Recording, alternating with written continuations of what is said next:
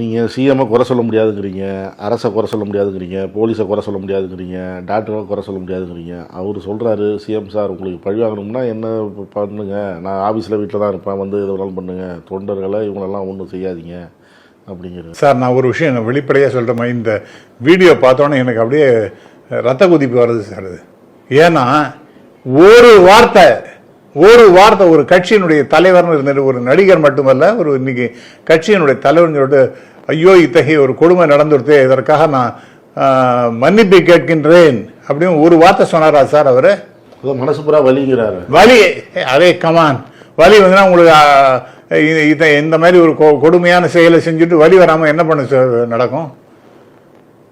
வலி வராமல் இத்தகைய கொடுமையை செஞ்சுட்டு நீங்கள் பாட்டுக்கு ஃப்ளைட்டை பிடிச்சி வீட்டுக்கு ஓடியே போயிட்டீங்க. கேட்டால் நான் அங்கே இருந்தேன், மறுபடியும் போனேன்னா இன்னும் வேறு ஏதாவது அசம்பாவிதம் நடக்குமோ அப்படிங்கிற மாதிரி. சரி, அது வேணால் ஒத்துக்கலாம், உடனே நீங்கள் மறுபடியும் திரும்பி வந்திருக்க மாட்டாங்கிறத வேணால் ஒத்துக்கிறேன் நான்.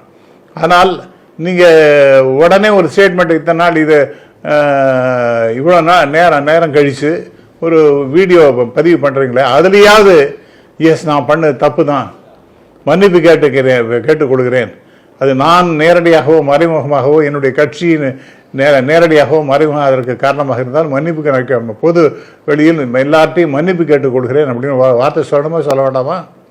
எங்கேயா இருக்கா சார்? இதில் இந்த வீடியோவில் இருக்கா மன்னிப்புங்கிற வார்த்தை? இருக்கா சார்?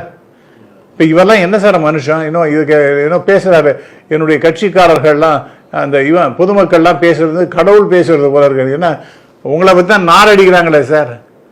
அங்கே இருக்கிற அந்த சம்பவம் நடந்த இடத்துக்கு வீட்டுக்கு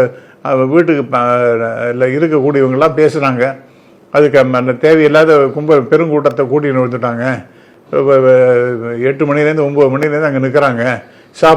தண்ணியோ சாப்பாட்டுக்கோ வழியே இல்லாமல் அப்படியே முடங்கி போயிட்டாங்க.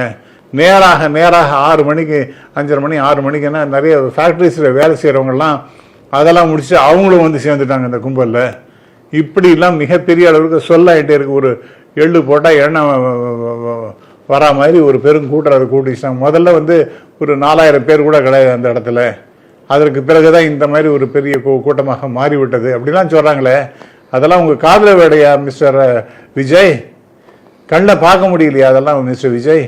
நான் ஒன்று வெளிப்படையாக சொன்னேன் சார், இது இவ்வளோலாம் நல்லது பண்ணுற நம்ம சீஃப் மினிஸ்டர் ரொம்ப ஹைலி மெச்சூர்டு பாலிட்டிஷியனாக அவர் ஆக்ட் பண்ணிட்டு இருக்காரு. அதெல்லாம் ரொம்ப சந்தோஷம்தான்.